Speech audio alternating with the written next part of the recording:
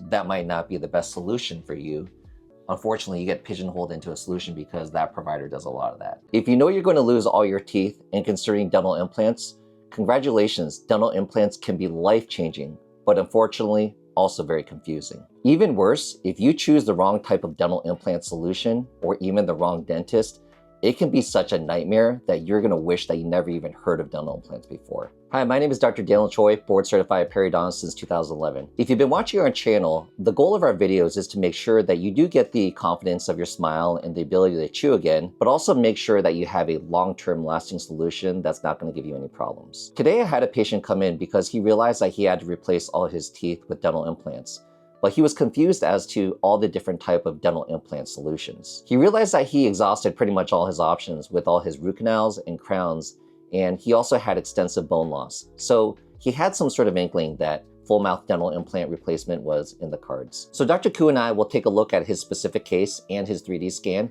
and discuss really what his options are and which options might potentially give him a horrible outcome. So let's get started. Okay, so joining us today is Dr. Koo. You were involved in that consultation also when that patient came in and was discussing their issues. So could you discuss what the patient's chief complaints were? Sure, yeah. He's gotten a lot of dental work done over the years, and recently his dentist told him that he was at risk of losing all of his teeth within the next few years. And then he did his Google search, somehow stumbled upon our YouTube page, watched some of our videos, and then decided to get our professional opinion.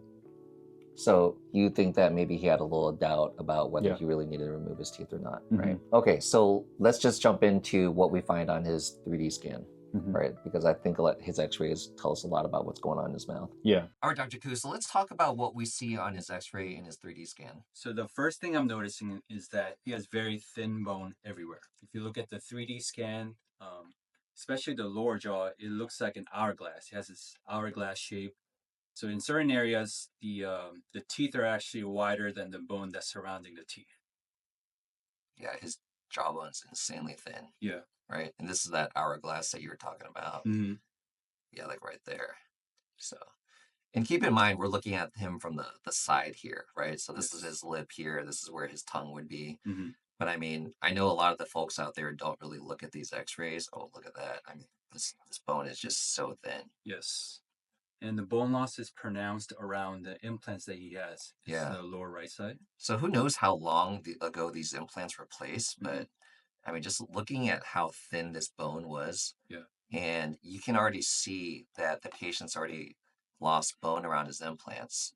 So just like you were mentioning earlier, this patient has a really thin biotype, thin bone and gums. Yeah.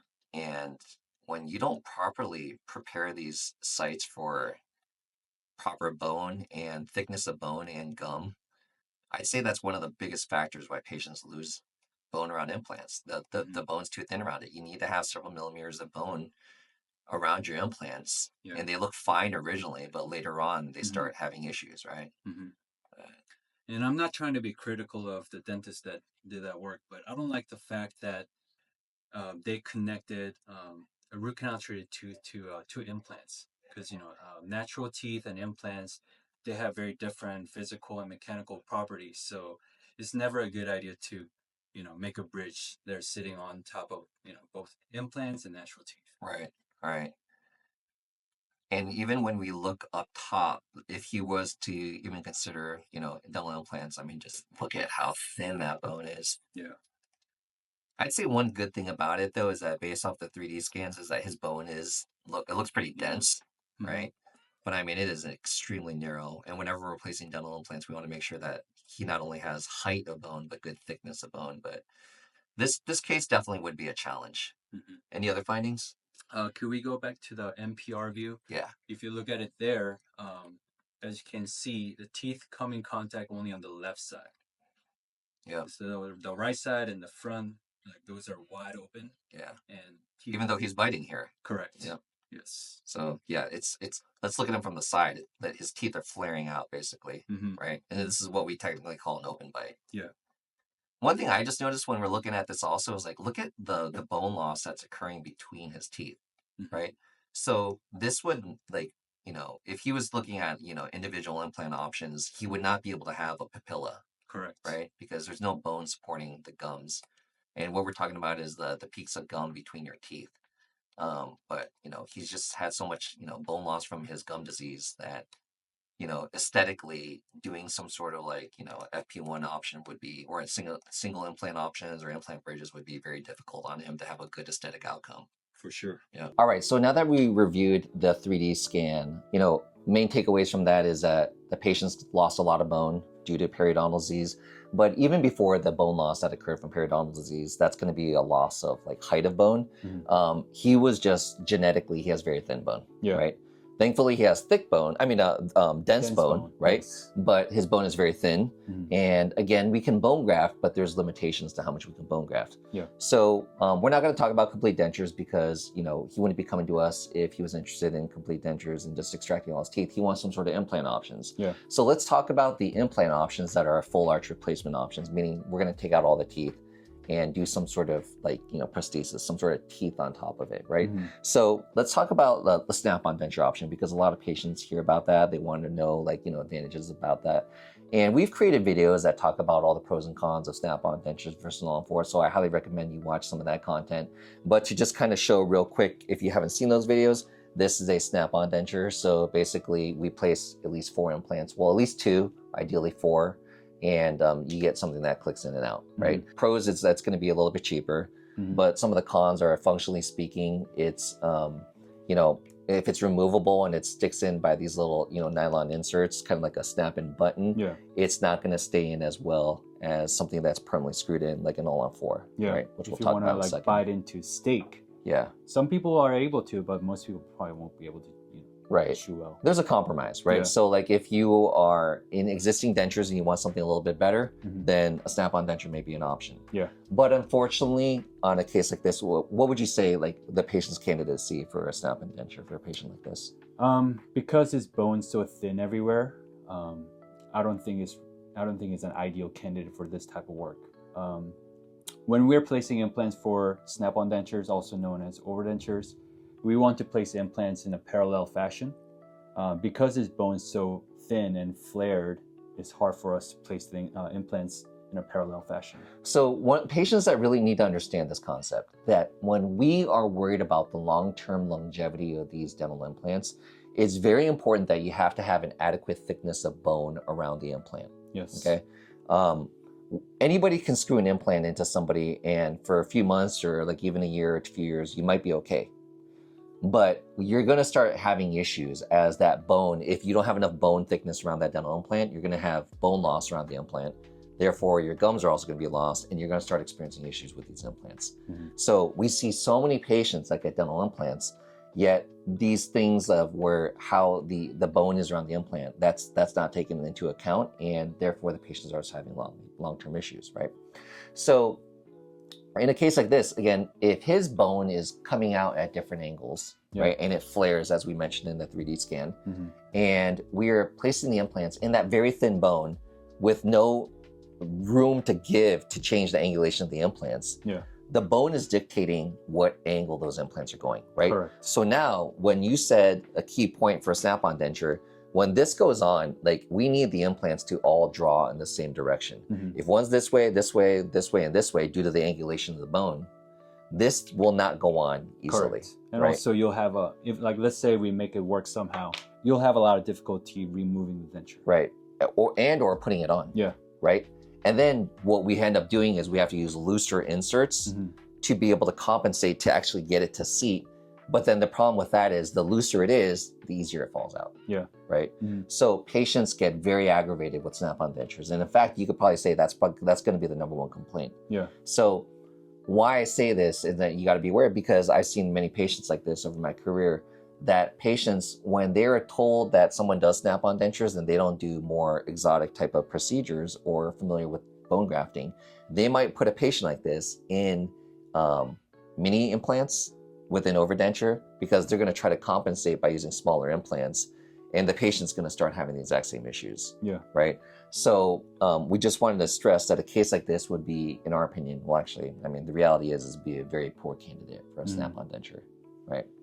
So let's talk about the other solutions. So now the other solutions are going to be FP1, FP2, FP3. So we'll go into the little nuances about that. But these are going to be solutions that are permanently screwed in. So if you take a look here at our model, what you're going to see is that this lower set of teeth are actually permanently screwed in. So we got at least 4 implants, and this is screwed into place. Okay.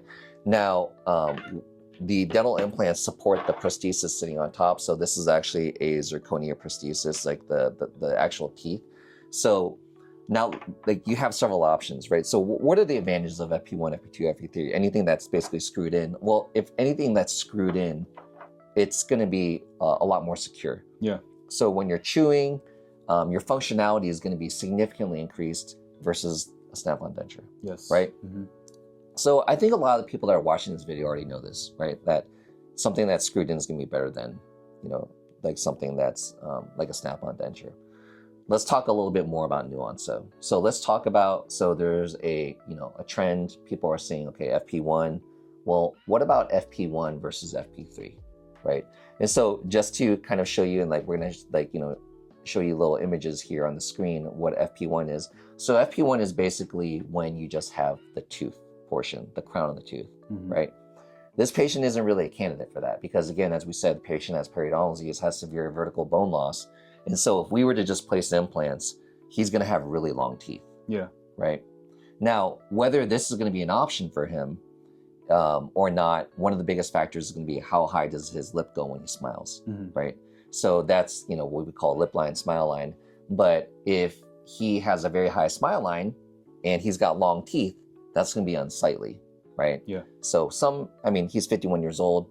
I know most of my female patients, they're not going to be okay with that. Some older male patients may be okay with that. Yeah. Right. And so where the distinction happens with FP3, which is like more of an all-on-4 type of solution, that's going to be this, where you're going to see some fake gums on there. Right. But the advantage of that is it's highly aesthetic. But let's actually talk about not even just the aesthetic component. What I wanted to highlight in this video is that an FP1 or an FP2 type of solution versus an FP3, when a patient has very thin bone, a very thin biotype, again, that dental implant, when you're doing an FP1 or FP2 type of treatment option, where you're placing those dental implants, it's not very forgiving. Yeah. Right? You have to get those implants in the exact positioning that you need it. And you actually need to sink that implant to the actual, to a precise depth, right? Because if you don't do that, then you basically don't have any wiggle room and your prosthesis is going to end up being an FP3 anyways, right? Yeah. So a case like this where he's got very thin bone and the angulation of his, bone that we were talking about on the 3D scan, where his bone tends to flare more, he's not really an FP1 or FP2 candidate. Correct. Right. And also, in certain areas, there's been more damage due to, infection or bone loss. So once all the teeth are taken out, the bony peaks are at different levels. Right. So that makes it really hard to do an FP1 treatment on this patient. Right. And his bottom line is because the bottom line is reality is when people look at the final smile, they're not going to like the fact that basically where the teeth are sitting is the gum line is all over the place. Yeah. Right. Why we talk about this is that there is now a trend of a lot of doctors trying to talk people into FP1, FP2 type of solutions. And as we noticed just a week ago with that patient that had what they were trying to do an FP1 on, and she's very unhappy with her final result. Right. So it's very important to highlight to patients that it's not just about, oh, I want this versus this versus this. It's really about what's going on in your mouth. Yeah. What's the current condition of your teeth? What's the bony dimensions? Do you have a thick or thin biotype? Do you have a lot of vertical height to work with? Again, if you have root canal teeth, a lot of crowns, how dense your bone is, how hard or easy it'll be to take out your teeth.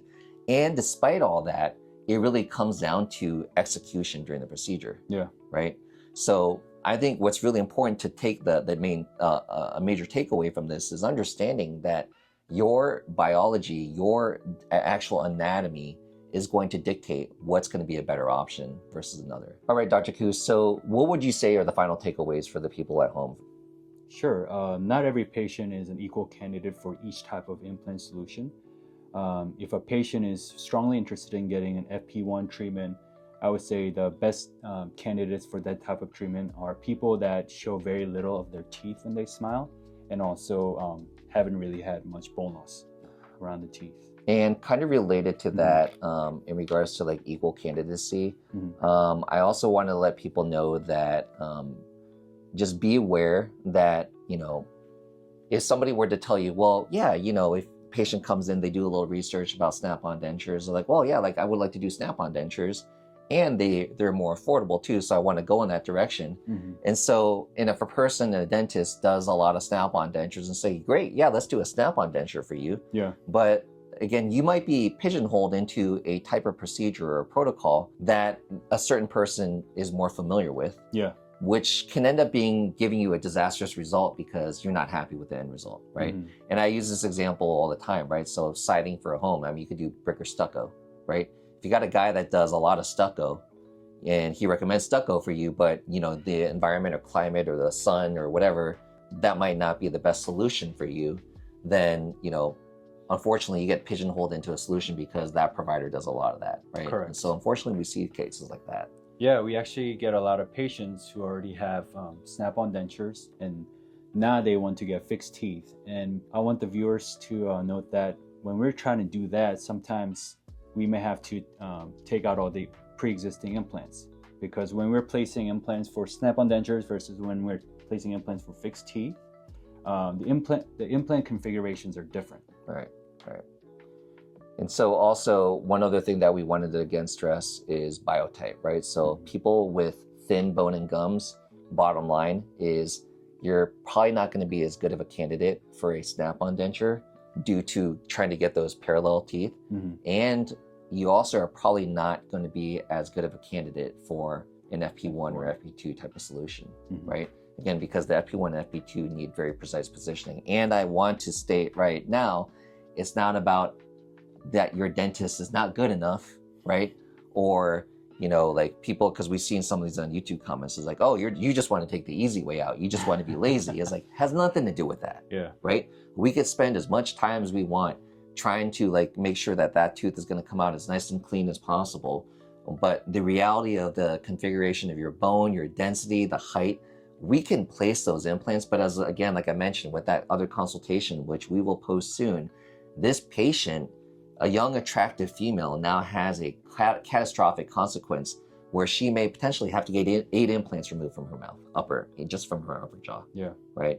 So we just want to help patients avoid like situations like this. So hopefully you guys found this information helpful. And if you did, another video that I would highly recommend you guys watch is this other video talking about what a lot of all-on-4 providers do not tell you. Thanks for watching.